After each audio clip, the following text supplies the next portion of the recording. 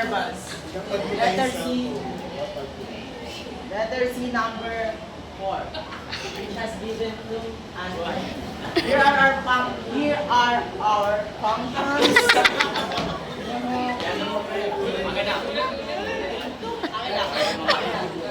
1 plus x squared if x plus x greater than 3. And I less than 3. Sorry, and 2x plus 4 if x greater than or equal to 3 but less than 4. And x plus x if x greater than or equal to 4.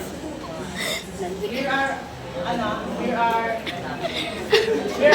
our function. Use this because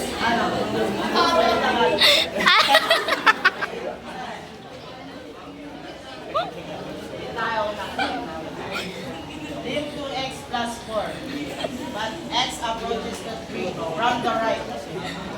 Then 2 times 3 plus 4 equals to 10.